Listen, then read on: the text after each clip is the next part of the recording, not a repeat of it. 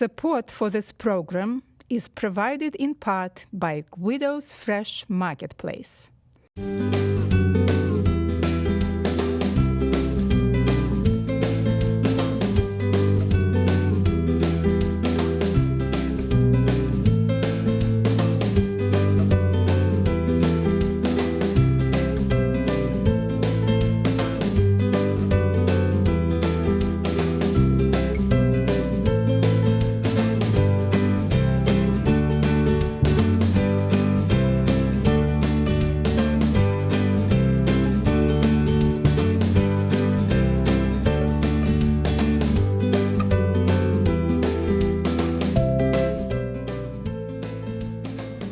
Welcome to my cooking show. I'm Anna Gershenson. Today we have a very special guest, Jeremy Rock Smith. He came to us all the way from the venerable institution of Kripalu. It's a wellness center that is focusing mostly on yoga.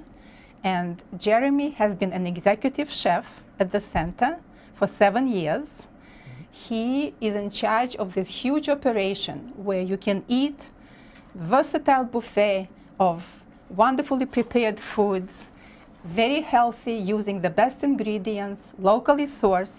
So today I'm passing the reins to Jeremy, who is also teaching there. Yeah. And I understand that his classes are a lot of fun. You're going to be privileged to have Jeremy today teaching you, and I'll let him tell you what dishes he's preparing today. Thank you, Anna. Today what we're going to be preparing is an Indian chickpeas with a coconut curry sauce. It's something that we serve at Kripalu that I find kind of hits everyone. We have certain meat eaters coming in and aren't used to the vegetarian thing, and this recipe seems to kind of cross all boundaries. My real test is my kids eat it. Okay. So I definitely make it like once a month. That's a My great kids test. like it. It's my fallback meal, basically. Yes. But it's pretty simple. We're going to do an Indian chickpeas with a coconut curry sauce, and we're also going to do kale. Yes. Because those of you that haven't been to Kripalu, we joke that kale is for lunch, dinner, and breakfast. It's a 3-meal sort of thing. So it's pretty simple stuff. But I'm a firm believer in cooking a one-pot meal at least Yes. once a week. Yes. It's something that it's easy to prepare, it's quick, and it's something you can double and freeze for later, obviously. Right. And you don't have to wash so many dishes. Exactly, I like that. Okay. Unless you do them mindfully, and then it's a practice. All right. So Yes. we're going to start out with our onion. And again, any one-pot meal, there's usually 3 steps to making it. All right. So one of the things I do when I'm cooking any recipe, a lot of times as a chef, I won't read through recipes, and then I get to step 6, and it's like, take the reserved peppers. And I'm like, what reserved peppers? Right, exactly. Right? So I always look for magical words like puree or blender or something like that. And when I see those words, I go back up where it says small dice this, and I write hacked, or I write however I feel today. Right. Remembering that as big as something is cut is as quickly as it's going to cook. So if you're pressed for time, it's important that you cut things small. Absolutely. If you're going to blend, doesn't matter how you're going to cut, you can kind of move it along. Right. All right. So I'm going to cut through the bottom, not through the back. Do a quick dice. Now, a lot of people, when they're dicing at home, we've all been taught to go this way. Yes. If you want a trip to the emergency room, Right. that's a great way to do that. But what I kind of do is just kind of cruise across this way. Yes. Everyone always says, when do you stop? And I'm like, when my fingers are in jeopardy, and I kind of peel away like Okay. that. All right? I like it. You like that? Exactly. Absolutely. All right, so we're going to use a little coconut oil. Coconut oil is definitely the hip oil right now. It's something that people are cooking with because it does really well at high heats. People are also washing their hair and brushing their teeth with it as well. So Absolutely. We're just going to use it for cooking today. All right. So I actually had my bulletproof coffee this morning I love with it. coconut Yeah, I put oil. coconut oil, double espresso Yes. if you can't tell. Right, Yes, every yes. day. All right. So we're going to add that in. What we're going to do is we're going to sweat the vegetables. A lot of times when we're sautéing. Sautéing is a high heat where we're keeping in the juices and oftentimes giving it color. We're going to sweat. We're going to do something slow and low. All right. Now, usually we salt at the end of the recipe. What I like to do is salt in the beginning. 2 reasons. You're my man, Boom. Jeremy. All right, sister. All right, we're sorry about the onions. So anyway, salt, what happens is salt will give it flavor, right? You're salting in the beginning. It has time to cook through, okay? So you're not adding as much at the end. But also salt does what? It helps draw out the moisture. And what we're going to do here is we're going to sweat our vegetables. And what we mean by sweat is a low heat with the lid on to draw out the moisture from the vegetables where you're just left with those sugars. And then you can caramelize them there and really kind of deepen that flavor profile. All right? Yes. So how do you cut an onion and not cry? Well, they say that you should burn a candle. Burn a candle. But then also, when your knife is so sharp, then these volatile oils probably are not really being broken as much. Exactly. Yes. That's why I tell people, never do deep mindful breaths. It kind of goes against our philosophy at Kripalu about mindful breaths, but no deep mindful breaths. Best answer I always usually get is have someone else do it. Yes. All right. So that's what I do. I'll be honest. I've got 9 people doing it. All right. So we're going to do some ginger. All right. Now, usually this recipe calls for about a tablespoon of ginger. Most of the time, we're going to the supermarkets and we search through and we find the smallest Joshua tree that we can get. It's usually about this big, right? If you only need about a tablespoon, what I recommend doing is make it look like you can do it. Just snap off a piece and run. Right. All right. Because you don't need to buy that much. And if you look, this is where the ginger's kind of healing from the last time. Correct. All right. Do we have to peel the ginger? No. No, definitely. Why not? Why? Well, first of all, I buy organic ginger. Nice. And so it doesn't really have anything. Then you get the all the nutrients in the peel. Exactly. Right. Exactly. Plus, I'll just be honest, it's faster. Yes. Right? And I go roughage on it too. It goes with it. Yeah. So I'm going to use a knuckle taker. I think this was like an instrument of torture during the Dark Ages, and during the Renaissance, they got the idea we can use it for more than just that. So it was cheese. What I like to do is just take this end. Yes. And grate it right down. This is my way as well. I never go into chopping. Exactly. I love this instrument. And that's all we need. If you have the handheld ones, they work even better. That's the one I have at home. So we'll have our ginger. Forgot to bring it for you, Jeremy. Didn't know you're on the same page with me. We are. We're simpatico. I like it. Yes. All right, so garlic, I mean, I'll be honest, I haven't peeled a head of garlic in a while because we buy it peeled, which is okay to buy because it's not oxidizing. It's once it's cut that it really begins to oxidize, and that's when the flavors, they say that garlic, after you cut it, it's at its nutritional peak in 10 minutes, okay? Right. But it's also, its aromatics kind of hit their peak, and as it sits, it kind of loses that flavor. Okay. So I always recommend to people that if you're going to cut your garlic, use it within a few minutes. Use it within the hour. It's not something you want to cut and have sitting around. Right. Right. So if we look, don't forget your onions. Don't forget your onions. And what's nice about my sweating method is the room for error grows like this. Right. All right. So I'm a big fan of it. And what we forget with cooking is that things need to cook on their own. Right. A lot of times we're in there stirring, making a lot of noise. It's like the busier I am, the louder I seem. You know. So what I do is slow and low. It's going to happen. Take its colors. All right. So here we're going to crush a little bit. All right. Get the job done. Everybody likes gentle treatment, including the vegetables. For the most part, you know. Get my prana in there. All right, so we'll take that. We do a little smash. Yes. Again, when I crush that garlic, there's that ethylene gas, just like with the onion coming out. All right, and then we're going to cut it. Now, a lot of people use minced garlic. Yes. I know you have a jar of it on the door of your fridge right now as we speak. No way. I'm talking to them, not you. I knew you didn't. All right. But the deal with the minced garlic is this: we talked about the flavors and the aromatics. But what happens with the garlic too, when it's minced, it's usually we have it in that ever popular side dish: sauteed spinach and half burnt and half raw garlic. Where the clump hits, and you can't disperse it quick enough. Minced is really only good for raw applications, where you need to divide, to render the flavor through pureeing. Whereas if we're applying heat, you can just do a rough chop on it. All right. Yep. So let's put our onions. Onions are looking pretty good. We got a little translucent here. All right. Yes. So we've got some chickpeas. And usually what we do at Kripalu is we soak these overnight on the eve of a full moon in an east-facing window. No, I'm totally kidding. No, I'll be honest. Like That's usually, I know it's too common. And then we pray over it. Okay. No, basically what I try to do is what we do soak them overnight. Yes. We soak them overnight. Yes. We drain them, we put them back in water, and then we soak them with a little bit of kombu seaweed. Now the kombu has a little bit of iodine in it, provides that for us. It also gives an umami flavor, but it also helps break down the beans so they're a little bit more digestible, if you know what I mean. Yes. All right? Yes. But that being said, canned, let's be honest, people are going to buy canned. So there are brands out there, what I look for is that they are cooked with kombu seaweed. If they're not with kombu, they tend to jack up the sodium really high on them. Right. And there's a few brands out there that you can find. All right? Eden is one of them. Eden Organic, exactly. Yes. All right? That's one that we'll use. All right? Yes. So I add my chickpeas. All right. Now what we're going to do is we're going to turn up our heat a little bit more. All right. Got our chickpeas.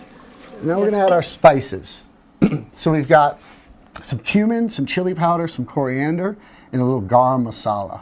Do you know the translation of garam masala? No. Hot spice is what it translates to, okay? And sometimes it's used to finish a dish. I like to use it in the beginning. Cinnamon is actually in garam masala. cumin is, but we're Cumin, pulling right. that aromatic out a little bit Right, more. right. All right. Yes. So we've sweated our vegetables. All right. So our second step here is to add our spice. Turn Yes. up our heat a little bit. Yes. And then I'm going to add a touch more of the coconut oil. Why? Yes. Well, because you need the oil in order to let the spices bloom. Exactly. Right. Exactly. Yes. So in scientific terms, spices are fat soluble. Right, exactly. And it brings them back to life, okay? And also releases all of the healing qualities. Exactly, Right. exactly. And flavor as well. Yes. Now, oftentimes we keep our spices at home, someplace cool and dry, like above or to the left or right of our oven, Right. And we don't keep them there for more than 6 months. Right. Exactly. Just checking. All right. Right. That's, yes. 6 months. Just I checking. think my viewers, if they are watching my episodes, they must know this already. Exactly. I mean, not many people have a spice cellar. That's what I always joke. Yes, Like, I've yes. got to go down to the spice cellar. That's not happening. Yes. All right. And also, I love buying them in the bulk section. Exactly. So that they are fresh and the turnover is fast, Exactly. and so that you are using them at their biggest Right, potency. exactly. Right. Long gone are the days when you would buy spice sets where it was Right. like you'd get the can of mace, Right. you know, that Yes. you'd be giving away, you'd be willing it away to grandchildren and Right. stuff like that because you'd Exactly. have it for generations. Yes. So use it, you know what you're going to use and kind of go along with it. And again, it also gives you a chance to experiment with what you're using. Right. You know, you might find spices that you're like, oh, this might be new. It's like, try a little bit, you know, and then see if you actually enjoy it. Yes. All right. So we're going to bloom this, and what happens is now is we crank the heat. So we sweat it and we bloom, and when we bloom, we're just going up at a higher heat. We're allowing the spices flavors to come out, but what we're also going to do is create what's called a fond on the bottom of the pan. And think of a fond as when you roast a chicken, and you pull the chicken out of the pan, and then you make the gravy from that fond. Well, the same thing can be done with vegetarian cooking as well. Right. And it's where those sugars and spices kind of blend. We get that caramelization, and that'll give it a deeper flavor profile again. Well, you can tell that Jeremy is a classically trained chef. And by the way, how did you transition from restaurant cooking to healthy cooking? And why? It's a midlife cooking crisis, I'm going to say. You know, I worked in restaurants up until my early 30s, and I had taken time off. I had been really working in restaurants more than half my life at like 30-something. Right. And I took a break from it, and I started eating healthy. I was always kind of eating healthy on the side, but it was something I really began to focus on. And it was the first time I had to cook at home. Right. And I wasn't at a restaurant, just eating what was there. So I kind of got into meal planning and stuff. And then after a few years, I was helping my father build a house. We got that done, and I was like, what haven't I done? And that was healthy cooking. So I Yes. ended up in the area doing that. Very smart, Not where I especially expected to be. You know? Jeremy has 3 children at home. Yes, yes. And yes. so all of this stuff is the building blocks for healthy body.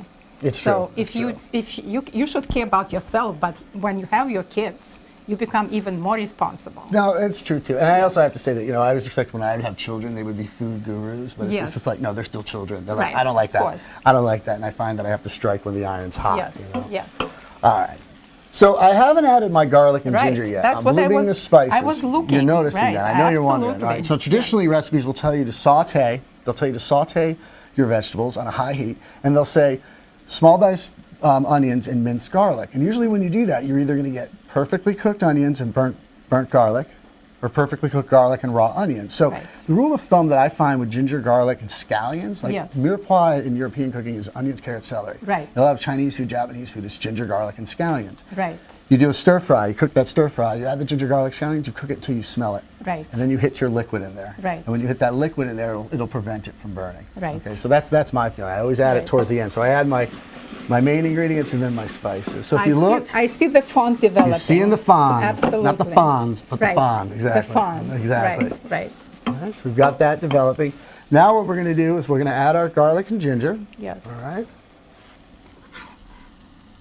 What else? We'll save a little bit for the kale. Yeah. All right. We'll cook it till we smell it.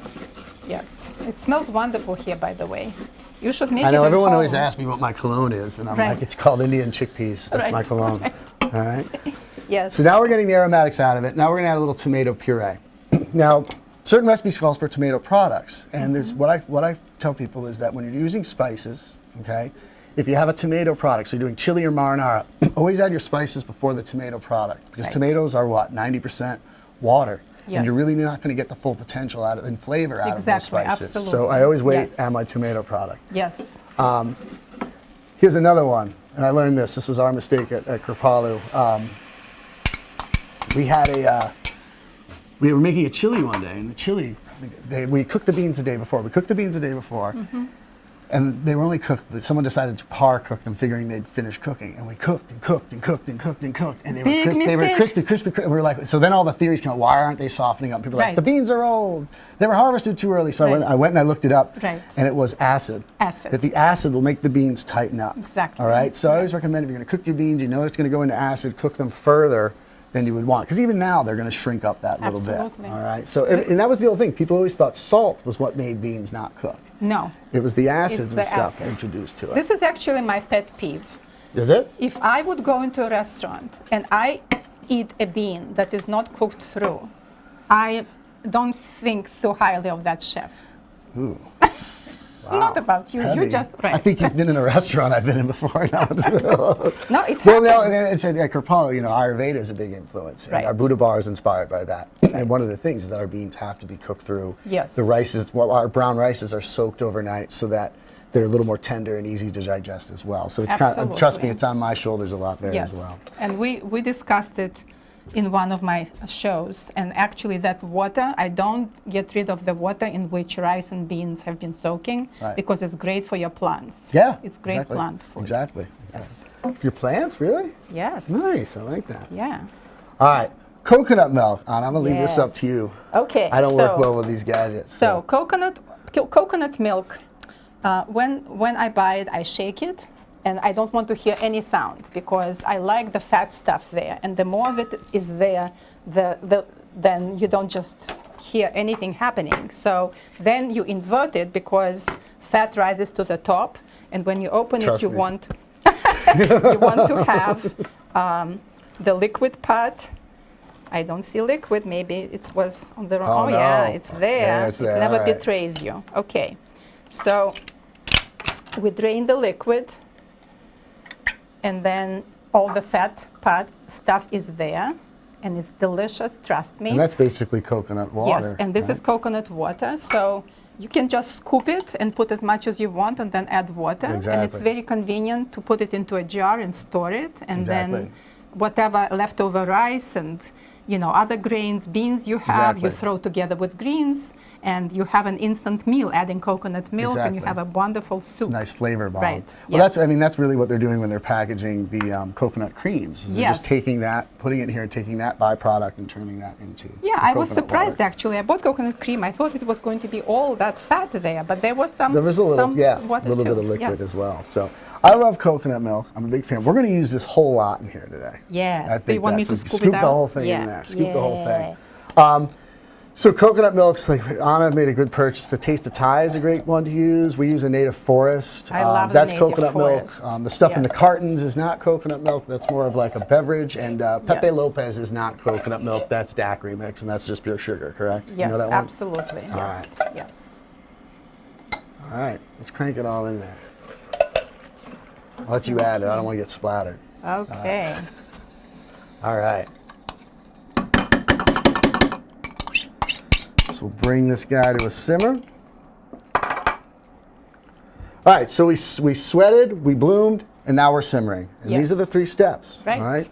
The last thing we've got to add, we'll season it with a little salt, pepper, Dan. We'll do a little cilantro. Yes. All right. So our cilantro, when we're buying it, oftentimes we go to the markets and they're misting it because it makes psychologically it looks more attractive. My thing is I always go to the back, get the drier herbs.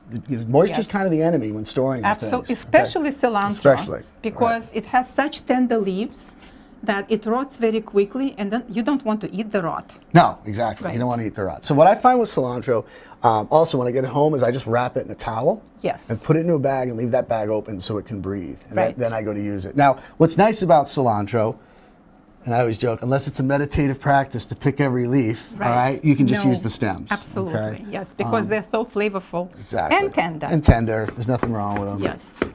And this is a wonderful detoxifier. Right, doesn't it help remove heavy metals from your system? Right. Exactly. Yes. So I add cilantro practically into my every meal. What I do, I just come home and store it, and with paper towels so that it absorbs the moisture. Exactly. Well, I think cilantro. We serve a cilantro mint chutney every day. at Kripalu as a condiment, and it's just for that reason too. I think and it's used to prescribe for, like you said, the heavy metals, but also people find that it's either a love-hate, either you like it or you don't. People that hate it, I was hate just, it. yeah, we're on the same page again, Jeremy. I was just going to say that some people have something with their taste buds where they process this flavor very differently, and to them it tastes awful. Right. So I feel bad for them because they're missing on such a great, gustatory, exciting flavor, Right. and the benefits. Yeah, most that people it tell me when gives. they don't like it, they usually use a 4-letter word to describe it. Soap. So, No, you right. thought I was going somewhere else. I know, but no, we didn't go there. All right. So when are now you we going- simmer when here. are you going to- I'm going to add that at the At end. the I end, think. right? We'll see if I feel Yes, like it at the right. end. Now we're going to do our chard. Actually, we'll add some now. So we're going to add. Right. We can add some chard to this, or we can leave it plain. All right. So if you want more of a fuller meal, you can crank your veggies right into it. All right. So our chard. I'm going to use our stems. Anna so wonderfully clean. What I just learned, they're saying that they recommend actually the white stems because the colored stems are tougher. Really? Right. So did you find it to be true or not? I think so. I mean, what we do at Kripalu is, again, as big as something is cut is as quickly as it's going to cook. Yes, So we'll cut them exactly. really, really small. And then what we Yes. do is we incorporate a little liquid into the saute. Yes. So that they can be braised and they tend to be tender. Right. What I found is that if we have a really hot growing season, Yes. they tend to get really minerally and hot, and the taste is a little off. So I always Right. check where we're at in the summer before we add them to things. There is another thing is that, this is the green that belongs in the same family as spinach and beets, and that it is high in oxalic acid, which could cause some problem for people who might be prone to developing kidney stones. So this is actually the only green that is recommended to pre-cook, parboil, Interesting. for about 3 minutes. But right, so that some of oxalic acid would just be dissolved. We'll dissolve into Right, it. Okay. yes. Do you have to get rid of the liquid afterwards, or is it just Right. Okay, Yes. interesting. All right, that works. So now we're gonna do the kale. All right, kale. I think we eat it a lot. I think we went through 9,750 gallons of processed kale last year at Kripalu. It's a lot of kale. So everyone always asks if I cook it at home, and I'm like, not that often. All right. Well, the good thing is that Jeremy really just has to cut kale when he cooks for his family. Exactly. Yeah, I'm not cooking. Because he took me on the tour of their kitchen, and there is so much stuff, especially when they would have up to 500 people coming, and that they would have to feed. So this is a beautiful operation. Yeah, it's Yes. fun. It's an interesting. We got a Yes. good crew. All right, we're gonna use a little ghee. Well, why cook ghee? it. Why ghee? I don't know. I feel like going ghee in it because we did No, coconut oil. But the ghee for me, from a cooking perspective, Right. ghee is just basically clarified butter. Right. Butter that's been boiled to remove some of the fats. Right. All right, so you have a higher smoke point. Right. Okay. And in then Indian cooking, that's what they use. they use a lot of ghee. Right. Ghee is better, it's also said as acts more like a lubricant Right. and helps us better absorb nutrients in our food as well. And Right. that's something, again, at our Buddha bar, we serve it on the side so people can add Right. to what they like. So just like with the spices, I'm going to use our ghee. I'm going to use a little brown mustard seeds and a little cumin seeds, and I'm going to bloom these. And what we want to do Yes. is we want the mustard seeds to kind of pop. Yes. And this is why we need all our senses in the kitchen, because we actually want to smell. When they are ready, Exactly. they will, Yes. People always ask me how long, and it's Yes. never about how long. Right. It's because it could be your heating systems, Right. whatever you have. Yes. All right. Yes. So these guys are just starting to pop. yes, yes. All right. So this guy's all set to go. Okay, So great. we're ready to serve here. And again, I always finish do my vegetables a la minute. Yes. As you can hear, Right. our brown mustard seeds are starting to pop.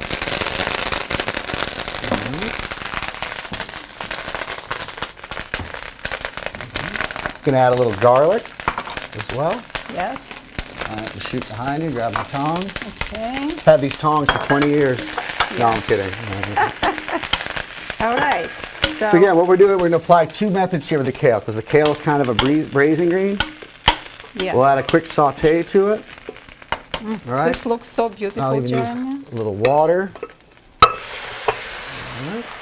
You know what I've noticed? What's that? You haven't been tasting. This is what I always tell my viewers. I don't want people to see me tasting through. I don't like Really? tasting in front of large groups. It's kind of a Because thing. I just know that love- that one's yes, good. I don't want to worry yes, about that I one. know. You know. I know. And with this one too, with the salt and things like that, because you have such a high flavor profile, Right. you don't really need to crank into a lot of salt. A lot of times when we're dealing with curries, we start putting in more salt to taste the salt, and we're putting in a lot more than we need because it takes a lot to compete with those other flavor Yes. profiles. So I'd add a little bit of liquid to this, and I'm just kind of wilting this down. Look how beautiful right. the kale looks. So we just saute that a little bit, Yes. and we wilt. All right, Oh, we get our great. deal up over here. Yes, by the way, I already took off the stems, you know. I'll show you very quick method that I use, that I showed on another episode.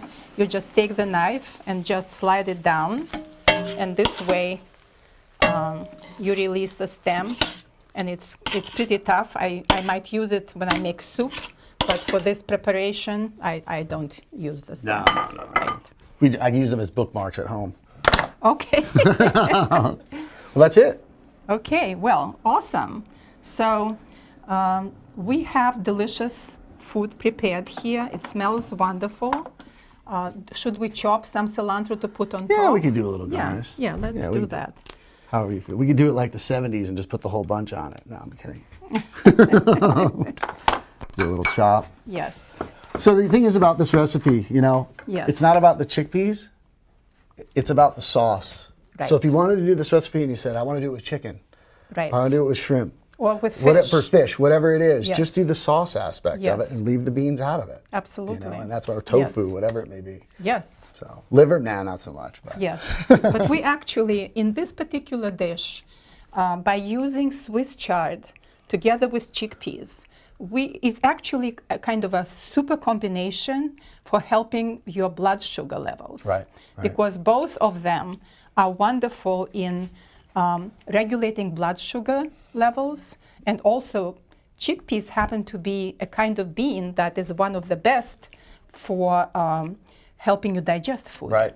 And of course, the outer side of the chickpeas is the most important. So when you are cooking them, if you are cooking them, Right. and you see that they start kind of like disintegrating, meaning like separating from the kernel and floating, don't toss it, eat it. Eat it. Right. That's why I say beans when you're cooking them, slow and low. Right. And that way those skins will stay on Absolutely. there. So are we going to taste what we prepared? Sure, why not? Okay. So I can't eat kale this early in the morning.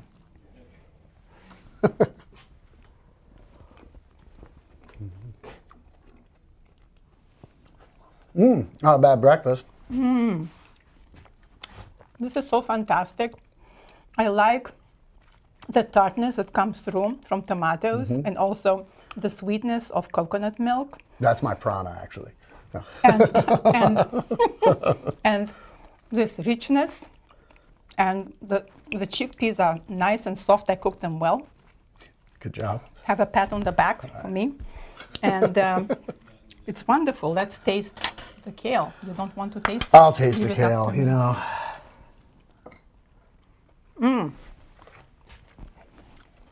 It's so good. Simple. Yeah.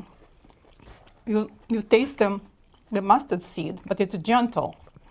And the kale, just the right texture. I love it that it is soft enough, but at the same time, it's not falling apart. Exactly. Yeah, and the color is vibrant and beautiful. So, Jeremy, thank you so much. Thank you. You have shared so much knowledge with us, with cooking skills, with nutrition, and you have such a great sense of humor. So I hope you come to my show again We'll be and there. cook something I'm else. there. Anytime. Please watch my show and cook it at home. Yeah, you got to do it. Feed yourself well. Till next time. Adios. Ciao.